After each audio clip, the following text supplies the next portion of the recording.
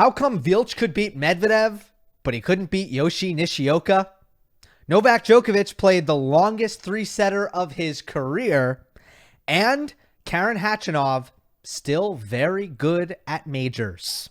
This is Tales from the Booth, day 6 and 7, Roland Garros 2023. I am calling week 1 matches for TC+, and I will be telling you every day about the matches that I call. We have to catch up on 2 days, day 6 and day 7, Friday and Saturday, because yesterday I had to do 3. My schedule has been very tight. This has been a grind. I did not have time to do both Tales from the Booth and 3 and prep for the next day.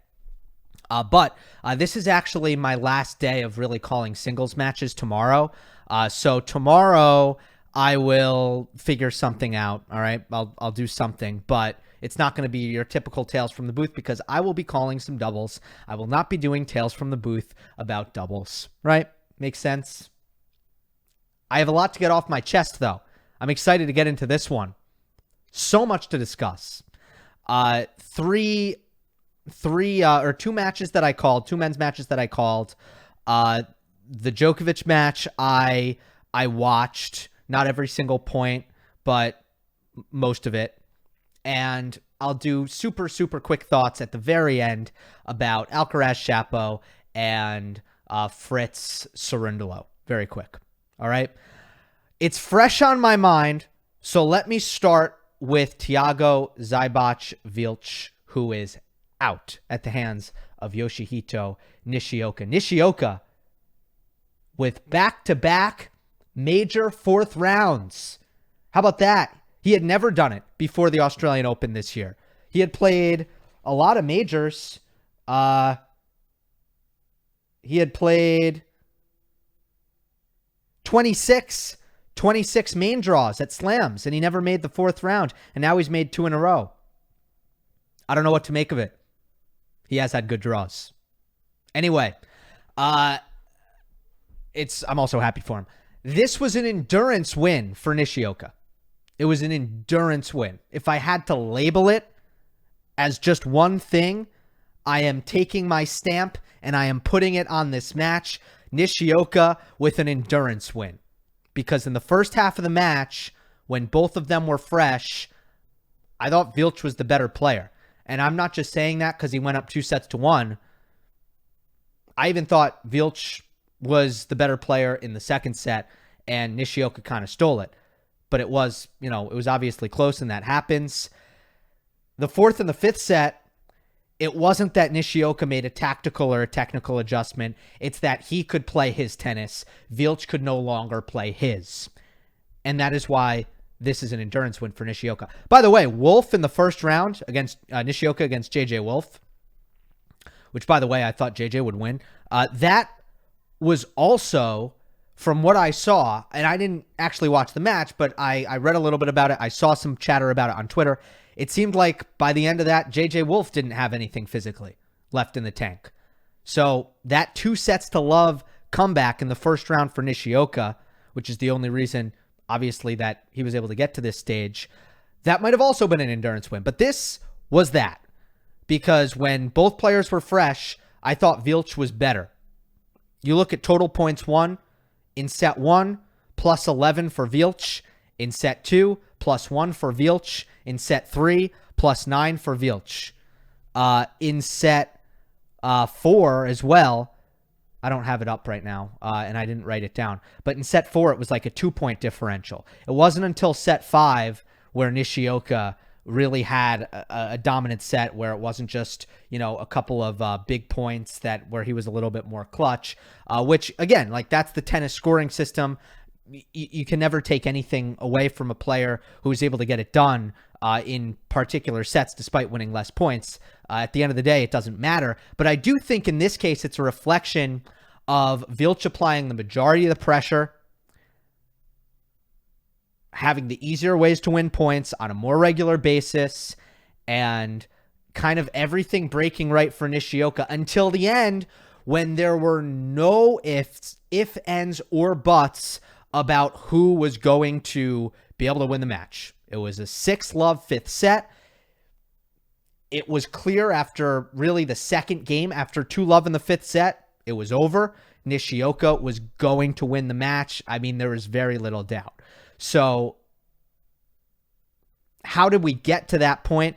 I mean, first of all, I also want to say the second set, Vilch was broken at 6-5, serving for the set, and then blew a 6-3 lead in the tiebreak. He had triple set point, and he lost all 3 points. So the chances were there. I think it could have been a straight set win because, again, I don't think it was nerves that were the issue or, finish line tension. It was a combination of fatigue and how Vilch handled that fatigue. Ground stroke power was a major mismatch, and Nishioka wasn't getting the errors he needed because Vilch was working the point and playing with margin, and the forehand, as expected, was the X factor in this match. As long as, Vilch had the patience and the consistency to be able to use it repeatedly and get his feet in the right position to hit it and wait for the right times and attack with a little bit of safety, which his power gives him the ability to do, but his mind needs to be working the right way in order for him to do it. There were some things that were working for Nishioka. Defending to the Vilch backhand, Yoshi's very talented at this. From very difficult positions on the court, Nishioka can defend away from the middle of the court. And that's a quality that players who are really good on defense, they have that quality. Watch Nishioka from defensive positions, how often he's able to actually put the ball in a really good spot, not only make it. So he's got great racket talent when he's in emergency situations, desperate situations. It's really, really impressive. And in this case, the task is clear. If I'm defending against Vilch, can I make him hit a backhand? He might still hurt me. He might still finish, but there's a better chance he's going to miss. There's a better chance it's going to work out in my favor. Counterattacking is another way that Nishioka is able to use those same skills when Vilch is making out-of-position attacks. Out-of-position attacks either because he's off the court because he's run around his backhand, so he's off the center line. That happens very often with Vilch. He desperately runs around his backhand on a regular basis. But it's not only that. Sometimes it's just stepping inside the court, way inside the court. Normally, I think for this to really be a thing, you have to be at least, 3-4 feet in front of the baseline. And in that case, you're not in position to defend any kind of ball that doesn't come short or directly at you.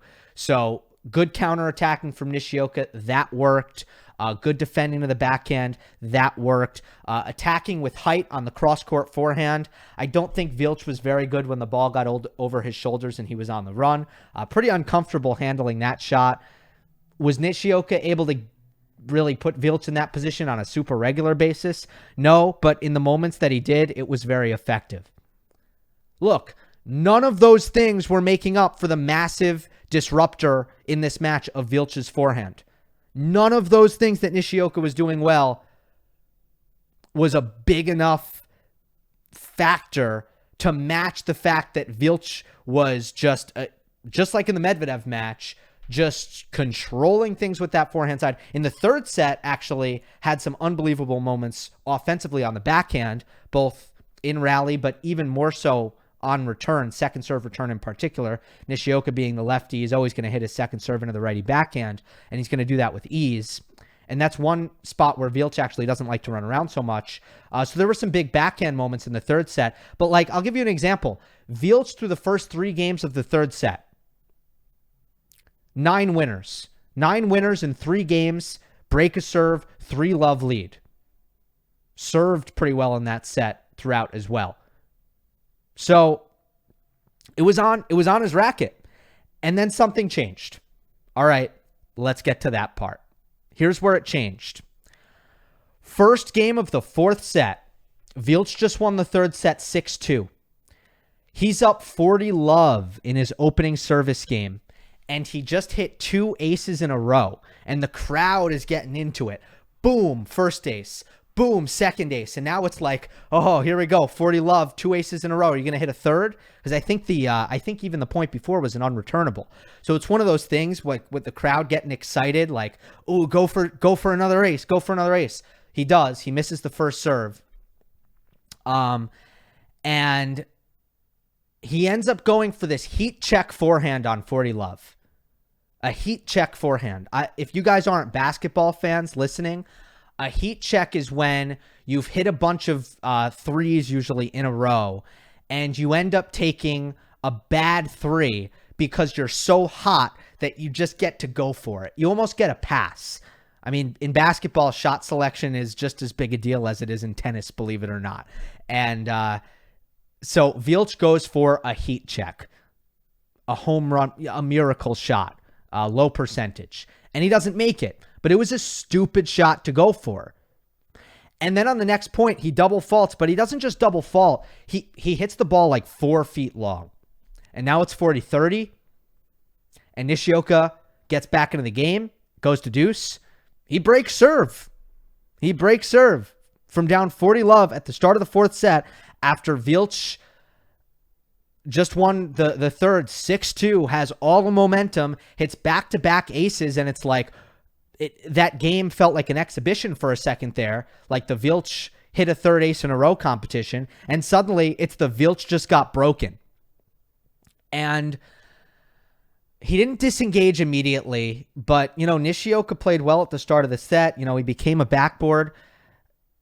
It was 3-1 in the fourth. Vilch serving. And he starts serve and volleying every point. And that's when I first started to raise an eyebrow. Like, what's going on here? What is he doing?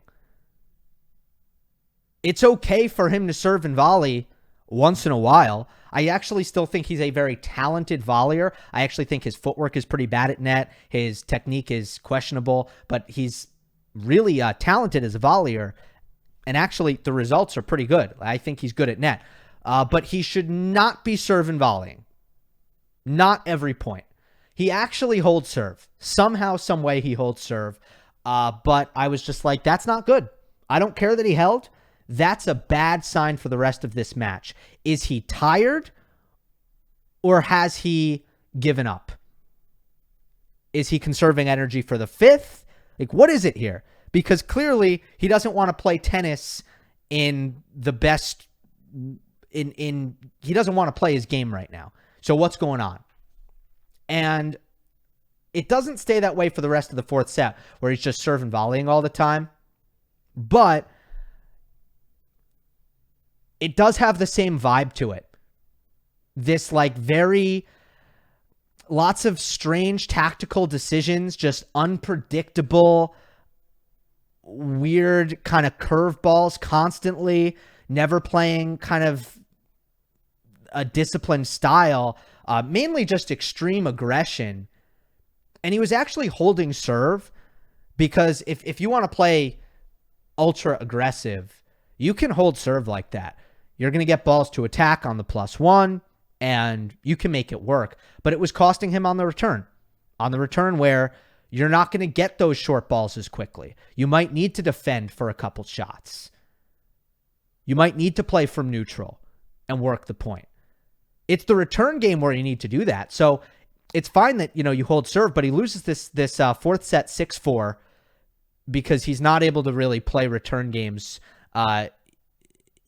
He's not willing to really rally. Start of the fifth set, you could see an effort to re-engage. He really did try. First game of the fifth set. And you have to just credit Nishioka here. He played an awesome return game and broke. And look, this is Yoshi Nishioka, and these conditions are unbelievably slow.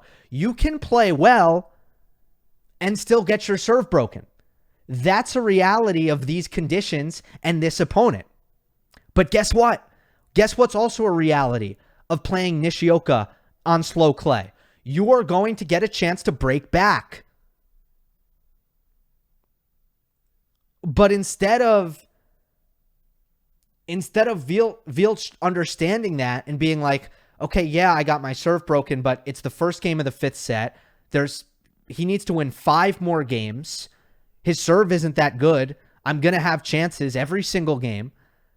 So let's dig in and get back to chopping wood. That's not what happened. It was the knockout blow, even though it shouldn't have been the knockout blow. Because Nishioka just had to be a backboard, and he knew it was guaranteed that Vilch would make a mistake on a low percentage attempt or a sloppy footwork error. The intensity wasn't there. He wasn't moving his feet. He wasn't willing to play enough shots. He wasn't willing to build. The feet got heavy. The mind turned off. That's what happened here. What does that look like? Kamikaze net approaches. Maximum speed flat forehands that barely have a chance to find the court. Half-committed drop shots. Forehands that he's trying to crush even though he got the footwork wrong, and clearly, the contact point is too low or the contact point is too close, and he's still trying to crush it. That's what that looks like. So what happened here? Did he get tired? Did his legs go on him? Look, this is the second time he's ever played a major. He played a grueling 5-set match in the first round. I think the second round was 4. Yeah, it was 4 sets against Guido Pella. Was he tired? Okay, maybe. Let's give him the benefit of the doubt, Vilch. Let's say he was tired. Sure, but you have to fight. You have to fight. You have to be willing to suffer. And I felt immense disappointment in his effort, not because I was rooting for him, right? But because I wanted that tennis match, especially calling the match, I wanted it to be good, and it wasn't. It stunk at the end because you had one guy not trying hard in a major third round. It was hard to stomach, and it was frustrating for me to watch because it wasn't lack of ability that prevented him from at least having a chance to win the match. And maybe if he did have 100% effort there, maybe he still would have lost. But it was a lack of trying. And we need to be willing to say that. If we're analyzing tennis, just as we get to praise the best, I'm not going to name any particular names, but the players who are constantly busting their asses, if we get to praise that, then we also have to call out the other side. And this was the other side. And it doesn't matter if he was tired, because that's where, yes, it hurts and it's hard, and you might not be able to do everything you want to do, but you still need to try to push yourself through that. And I just thought he completely quit. That's what I saw here. So, let me say this, just ending on Vilch, and then I want to do a quick word about Nishioka. Everything I said, I think he's going to be a top 30 player after he beat Medvedev. I still think that, but I listened back to that Tales from the Booth, which I don't always do. Sometimes I post a video I never watch, I never listen. But I did listen back to that. And listening back, I said to myself, I do wish I threw in more caveats there. A caveat that, although I feel like a player with that ability is going to figure it out. Mentally, at some point, things are going to click. They're going to get professional. They're going to kind of mature. That is my inkling whenever a player like this is in this kind of situation. And especially once you start to see the results turn on the Challenger Tour, I feel like, and they're moving in the right direction. I feel like it's going to happen. So I'm not taking back my statement that I think he's going to be a top 30 player. I still do think that, but it's if the mental stuff works itself out. And it's not a guarantee at all. And this was obviously an eye-opening kind of watch for me, as I just saw some of the stuff as a competitor, there's fragility here, because that was not a performance of really a great competitor. And for Nishioka, it was. And it has to be, because if Yoshi Nishioka didn't know how to compete hard at all times, even though he gets super negative, all right, and don't let that kind of cloud the fact that he's willing to kind of run for 4 hours, match in and match out. if he wasn't willing to do that, you wouldn't know his name. He wouldn't be in the top 100, plain and simple. Yeah, let's look at Nishioka kind of for a second. If this is kind of like a real thing or not. I don't look, I'm really happy for him, but the results just didn't suggest that this was coming at all. In fact, after making the 4th round of the Australian Open, he did not win back-to-back matches at any event until Roland Garros. At the Aussie, he played Michael Dalibor Fokina, and Mackie McDonald, who got injured. Those were his 3 wins. Here at Roland Garros, he played J.J. Wolf, who won the first 2 sets against him and then seemed to get tired, which is fair play, right? I'm not taking credit away for that. Max Purcell and Vilch, who I just thought I thought was better. He was better until he collapsed. So I don't think, I think Tomas Martin Echeverry will probably win. Maybe Nishioka will prove me wrong again, because I did also think Vilch was going to win. Good for Yoshi, though. I mean, that's huge. Back-to-back 4th rounds at majors is super well-deserved. Let's go to Djokovic, Fokina. The way Novak won this match, meaning like the style he had to implement to win it, was really great to see if you're a Novak fan, because the way he did this speaks volumes about his fitness. In this match, there were 142 points over 4 shots. There were 91 points under 4 shots.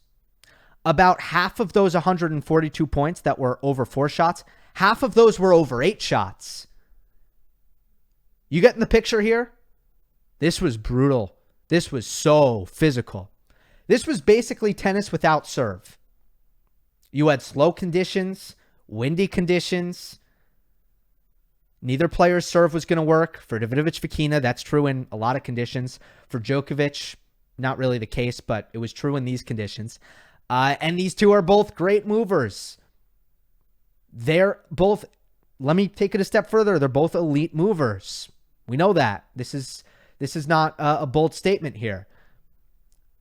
But Djokovic ultimately, not at all times, and there were moments in the match for Novak that were bad, particularly both 5-all games. In both the first set on serve, 3 double faults, and in the second set on return, where there were just a comedy of shocking mistakes by Novak, including like hitting a ball, a volley on a ball that was going wide, second serve return misses, which is the most un-Novak thing ever. He never misses second serve returns. So, the 5-all games were bad, but come crunch time, come tie-break time, it was absolutely spectacular stuff from Djokovic.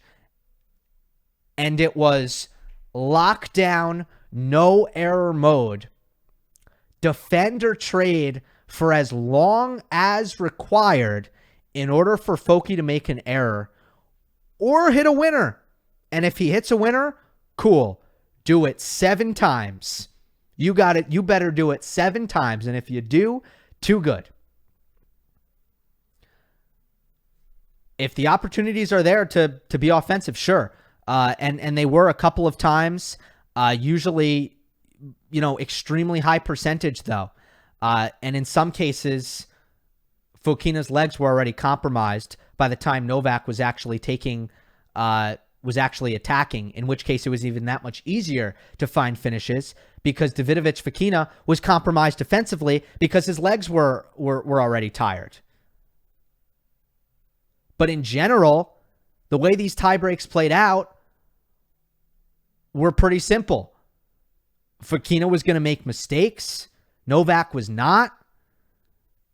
And in order for Djokovic to implement that plan, it wasn't like Davidovich Fokina was rolling over. It wasn't like that didn't require an immense amount of great defense and great trading and cardio and court coverage and movement.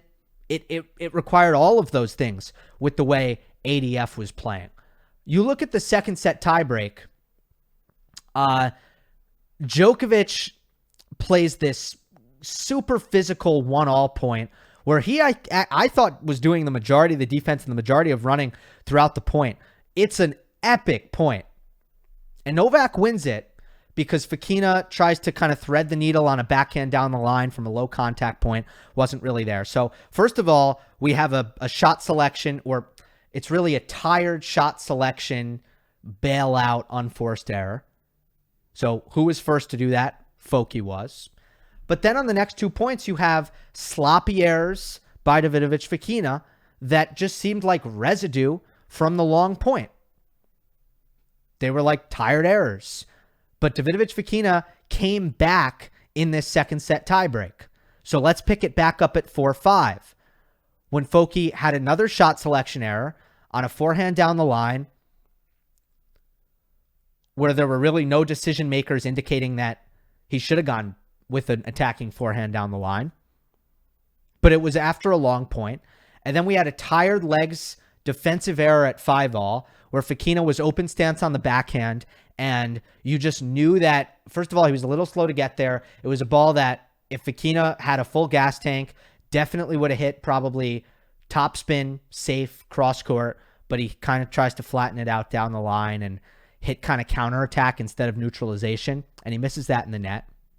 And then at 6-5, he's kind of defending, kind of trading. It's in the middle. He's under a little bit of pressure, but he makes kind of a small target error where he goes for this backhand cross court and he misses it wide, even though he made clean contact with it. Like, you might say, Gill, how do you know it was a small target error? I know it was a small target error because he hit the center of the strings, hit it perfectly clean, perfect contact point, and it just went wide. And that means you're going for the sideline and you're trying to cut it fine, and there really wasn't much of a reason to. And that was the tie break. So it's like Novak was responding well, was responding better to long rallies. He was holding up physically in those long rallies and after those long rallies. And defensively, he was tougher, and in trading, he was tougher. Matthew Willis put together this really good Excel spreadsheet graphic here. 9+ shots, points won. And you can see in sets 1 and 2, it was actually Fokina. It was technically even, right? Negligible difference, 26-25 Fokina. And then look what happens in the tiebreak in the long rallies. Djokovic wins the long rallies in the sets 1 and 2 tiebreaks 7-3. And what happens in those tiebreaks, unforced errors are 7-0. And I went back and I charted every single point of those tiebreaks, and I came out with the same thing. 0 unforced errors for Djokovic in the sets 1 and 2 tiebreaks. You are going to have to earn all 7 points. And that is what is so difficult about beating Novak in a tiebreak. Always. It doesn't mean that he is pushing. He is not. But one thing he is not doing is making mistakes. Now, why was it that was only true for the tiebreaks? Right? Like, why couldn't Novak crush the long rallies in non-tiebreak situations? Well, a couple things here. First of all, I do think there is more aggressive play by Novak ahead of the tiebreak for energy conservation reasons. You know, I do think there is I better make sure that in the clutch moments, I'm not tired so that I can do what I need to do and want to do. In the highest pressure situations, I won't be worried. I'll have a kind of full power batteries to do as much running as I want to do. I think that's part of it. I think Fokina was more consistent, though. I think that's an even bigger part of it. I'm going to use a quote here. And I don't know who said it. And I'm going to figure out who said it, I promise. But right now, I don't know who said it. The quote is, The best players play like themselves under pressure. I got to find out who said that. But I love the quote. It's one of the all-time greats of the sport said this. The best players play like themselves under pressure. Others, mere mortals, they have a reaction to pressure. Most get safe and passive. Not Fokina. Fokina starts hitting the ball 15% harder, and he starts hitting the smaller targets. Essentially, he's just taking more risk. The more stress he feels, the higher the heart rate goes, the more tension and nervousness is pulsating through his body, the more risk he takes. That's just how he reacts. And, Novak, does he get a little bit safer? Yes, but I don't think, it's not passive. There's no deceleration. There's no leaving the ball short. It's actually just him playing what I think he's confident is the very best version of Novak Djokovic tennis. That's what I think it is. And that is why Djokovic in tiebreaks this year has a 13-4 record, and Davidovich Fokina has a 9-10 record. But ultimately, I see these earlier rounds as very specific tests, and Davidovich Fokina, with the way that went, and look, the awesome, I know I haven't really said this, so let me just make sure I say this. This quality was really great, and Davidovich Fokina showed in the most clear way possible, in the fullest sense, he showed that he is way too talented to be outside the top 20, because the tennis that he is capable of, when it is the optimized version of his tennis, is overwhelmingly good, and he went toe-to-toe with an excellent version of Novak Djokovic. And this was a really high-quality match, period. So I just want to make sure I say that. But Novak's moving on. Davidovich Fokina is not. And what this really was to me was Djokovic showing that his lungs are in really good shape right now, and his court coverage is really good. And if he needs to grind, and if he needs to defend, and if the game plan against a particular opponent is, I'm going to make a bunch of balls here, I'm going to make every ball because I know they're going to miss, I know that Novak now can execute that. These early round matches, it's never a player who does everything great, right? Your third round opponent is always going to have a weakness. For Fokina, it's just that he's a little erratic, right? He cannot match Djokovic for discipline and consistency. Doesn't have the ability to really do it. Maybe at some points, but not under pressure. He can't, right? So that is how Novak was going to win. And he was able to execute that. What are the next? Let's look forward. What are the next tests here? Well, Juan Pablo Varillas, and I think it's going to be Karen Khachanov. Let's say, just for the sake of making this of discussion when it comes to Novak, let's just say it's Varillas and Khachanov. They might have more stubborn consistency than ADF. I expect that at the very least Khachanov has more stubborn consistency than ADF does.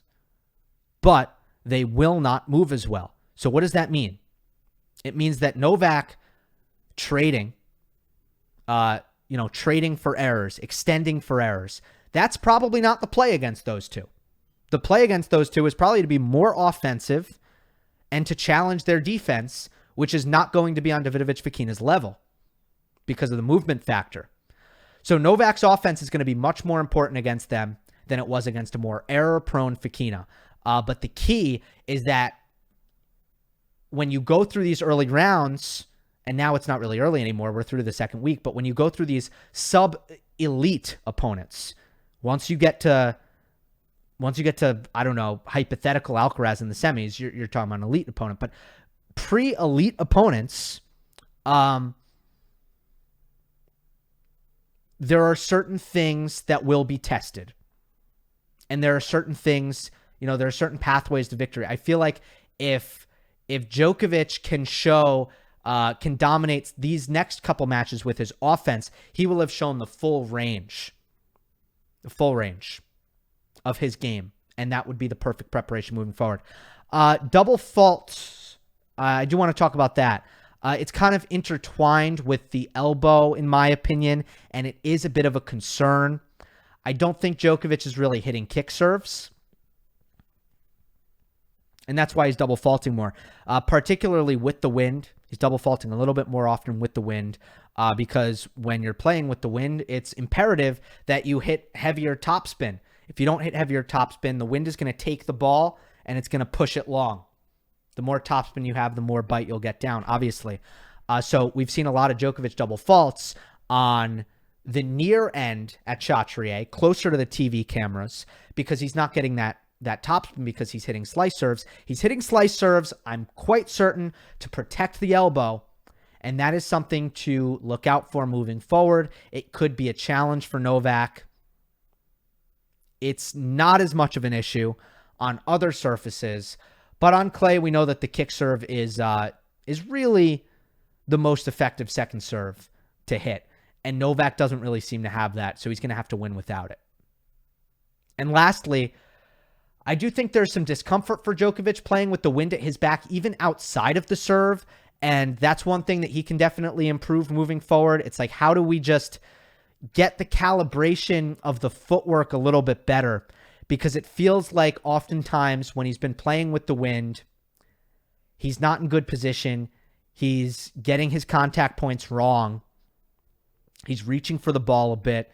And because he's reaching for the ball, he has to decelerate and he's not hitting through confidently. And that should be the side where he's really ripping the heavy topspin and just letting the wind kind of take care of the pace and push his opponents back and maybe even come forward with the wind. I feel like that's kind of the aggressive side. When you're hitting against the wind, that's more the, you can hit a lot of drop shots and kind of D up and hit high balls. You know that if you defend with height, the wind is going to kind of stop the ball and drop it into the court. So it's wonderful to defend into the wind. And maybe this is going to be irrelevant because the wind is going to go away. I'm not sure. But one thing has been sure against Vucevic and against Davidovich Fokina, Novak's been a little bit vulnerable with the wind. He's been much better against the wind. And I'm sure his team will look at that and try to remedy that. All right, the last match that I will deep dive into is Khachanov Kokkinakis. I want to start with the match point. It might be the loudest I've yelled. Top 5. I don't think it's the loudest. I'm sorry. I meant to say it's top 5 loudest I've yelled calling tennis. It had all the ingredients. It was not only a great shot, but an utterly surprising shot and a unique shot. And it wasn't just match point, but it was a high leverage match point because it was 6-5 in the tiebreak. It had all the ingredients to just ratchet it up to a 10. And I lost my mind calling this shot, this volley. So 6-5 in the fourth set tiebreak. Khachanov hits a good serve. Return is very short. Karen's going to get to step well inside the baseline. And he hits a high forehand approach right down the middle. He hits the approach right down the middle, but so hard. He hits the crap out of this ball. And Kokkinakis is like 20 feet behind the baseline. So think about this. You're hitting a passing shot from the middle of the court from 20 feet back. There's no angle. Like you can't actually hit. It's actually pretty tough. So I thought the approach, even though it went middle, was actually really effective. But the forehand pass by Kokkinakis was good. Obviously, Thanasi, after hitting the pass, he needs to start sprinting forward. He's 20 feet behind the baseline hitting this pass. He needs to run forward. Cover the drop volley, right?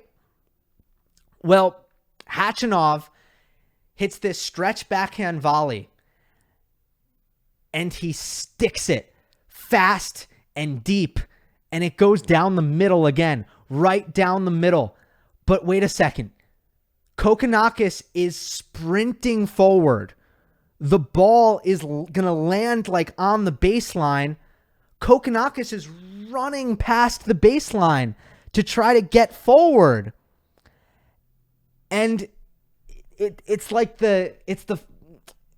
almost comical. It was almost comical to watch because the ball was like 3 feet away from Kokkinakis, but there was no way he was getting to it because his body weight was just polar opposite of what he needed, of where he needed to be. He needed to stop at the baseline, but he was on a full sprint right through the baseline, and he ended up slipping, falling on his ass. Winner, volley winner. So, like, think about this. Kokkinakis was 20 feet behind the baseline, and Khachanov's volley went past him. It went through him, straight through the middle. It was just a very funky sequence, but at the end of the day, I don't know if it was a little bit lucky that the volley was so good from Khachanov, but it was a great volley, and some people might watch it the first time and be like, oh, bad luck for Kokkinakis, he slipped. No, that's the wrong way. If you watch it carefully, you'll realize he had no chance of keeping his footing and returning that. It just wasn't going to happen because his body weight inertia was just going forward too fast for him to stop before the ball went by. All right, that's the match point. But I want to kind of hit bullet points here. I don't have this like big thesis about the match, but I'm just going to go through a couple of points. First of all, big revelation for me were Khachanov's drop shots. I have never thought much of Karen Khachanov's feel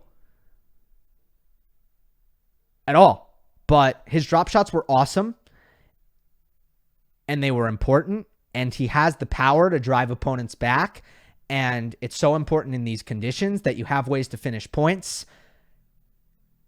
Karen does not, despite the match point, Karen's transition game is not all that confident, so he wants to finish off the ground desperately. He doesn't really want to have to hit tough volleys. The drop shot was there for him. The shot selection was good on it, but the execution just blew me away. And that's all I can say about it. Was the biggest, especially in the first set, my biggest wow for Karen Khachanov was his drop shot. For Kokkinakis, I felt he was kind of banged up from the 5-setter that he played against Wawrinka, and there were a couple of effects here. First of all, I thought it wore on his attitude. It made his attitude negative, and the serve was just a nothing burger until the third set. And we kind of know who the better baseliner is here, right? Khachanov is the tougher baseliner. Look, Kokkinakis might have the best ground stroke on the court, which is his forehand, but when you kind of put the whole package together, movement, consistency, backhand, obviously, when you put it all together, Khachanov is the better baseliner, and Kokkinakis, his first serve is supposed to be a huge weapon, and it just wasn't doing anything for him until the third set where it actually got red hot. But I feel like I think he had this kind of right pec that was bothering him, which he actually tore. He tore his pec in 2016 and had surgery on it. So there's this massive scar on his right pectoral, apparently. I feel like that was part of maybe the discomfort in serving. Then again, maybe not. Maybe that's baloney because he served well in the third set. And then late in the fourth set, the forehand really started to fail him. Like if you look at the tie break ultimately at the end of the fourth set, despite the match point being that epic, the biggest problem for Kokkinakis in that tie break is the forehand went haywire on him a couple of times, and it looked like tired legs. For me, it looked like tired legs. A little bit slow, footwork a bit off, and I thought that made the difference on some of those forehand mistakes. So yeah, I do think the Wawrinka 5-setter, I think that cooked him. I think that cooked Kokkinakis for this a little bit. Thanasi did have a really good game plan. I liked it. Avoiding the backhand and backhand exchange was, I think, the primary goal for him. And as a result, he wanted to use his backhand slice to set up his forehand. He did that well. He wanted to use his backhand down the line as much as possible. I was impressed with how well he ended up executing the backhand down the line, because I thought he'd maybe miss that a lot trying to go for it. But that was great. That was a great way to kind of set up his forehand, and it worked very well. So smart game planning by Kokkinakis. He has good active feet to find backhands. I think I might have mentioned this talking about the Wawrinka match, but the one problem with Kokkinakis, his forehand is a great clay court weapon, but he doesn't have the Tsitsipas or even kind of team level speed. Obviously Nadal, but I kind of want to leave him out of this because he's lefty. Just picture in your head Tsitsipas because he's righty. The speed that he possesses to recover his position when he's hitting runaround forehands. And that's the one problem with Kokkinakis. He's very desperate to find forehands. Doesn't really have the recovery with his speed. I want to say back to Khachanov, really, and finishing up my points on Khachanov. This was another admirable mental performance. He was playing from behind the entire fourth set, and he never started thinking about a fifth. And it would have been so easy for him to start thinking about a fifth set, because while Kokkinakis just got red hot on the first serve in the third set, and that was really what the difference was. In the fourth set, you kind of knew it was going to fall off, but Khachanov had some real disappointments at the start of the fourth set. He was behind the whole time. At any point, he could have been like, this isn't my set, and start thinking about a fifth. But man, just every single point, he was in it mentally. And he wanted to win the fourth set, like desperately. And you realize that's not normal. Like there's usually a difference in motivation when a player's down 2-1. We see this all the time. When they have this early deficit, and especially when that early deficit becomes a late deficit, in this case it did, as Khachanov just couldn't find that break of serve. I mean, it's really hard to stay motivated and stay focused. It was unbelievable how badly Khachanov wanted to win that fourth set, despite not needing to win the fourth set. And he breaks it 5-4 to stay in it. And that's the difference, because he wins the tiebreak. So look, unshakable mental and physical, and this is why Karen Khachanov rules in best of 5. This is why, because he can play long as much as, look, first of all, he runs so much for a big man, and we take it for granted, and we think it's normal, and we don't talk about it, maybe because of Medvedev and Zverev, but it's not normal, and we should talk about it, because Khachanov, carries around even a little bit more weight than them. He doesn't have the speed that they have, but he has the stamina and the endurance, and we should not take that for granted. He's 6'6". So he's just, look, he played the 5-setter in the first round against Constant Lestienne. So he had to go long. He had to come back from 2-love down early in the tournament. But you never have any doubt about him physically. There's never anything kind of bothering him, it seems. And mentally, as I just got into, the guy just never goes away. This is why he rules in best of 5. This is why in 7 Roland Garros main draws, he has now made 6 fourth rounds. He is 6 for 7, making the round of 16. And he doesn't even like clay. That's how good he is in best of 5. Shapo Alcaraz, honestly, stylistically, I was thinking, kind of player who can give Alcaraz some problems, just uncomfortably offensive. We've talked about making Alcaraz feel like a passenger. I think these tennis balls have really benefited Shapovalov because they fluff up and you can hit them really hard, and they're so heavy that they're actually pretty easy to control. And Shapo just wants to, take these nuclear cuts at the tennis ball, and the key is controlling it. So I think these balls were good for him. Stylistically, I think this was an interesting thing on paper, but only if he plays well. And he played well for one set, and that was a competitive set, but he didn't play well for the other two sets, and that wasn't. I don't think I want to take it any further than that. Shapo also has a double fault problem. It's real bad. It's a real double fault problem. Let me pull up the stats for you on this.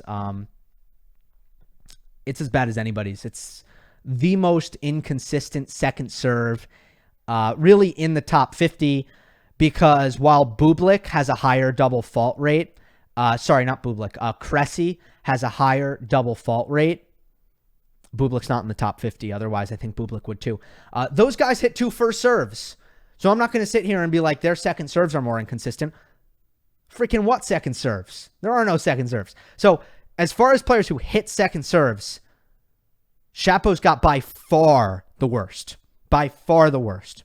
9.4% double fault rate. He's double faulting. Almost 1 out of every 10 points, he's double faulting. I mean, that's at least every other game. At least every other game he's double faulting. In 2023, that is. Felix is next worse at 5.9%. Do you realize there's a huge difference there as well?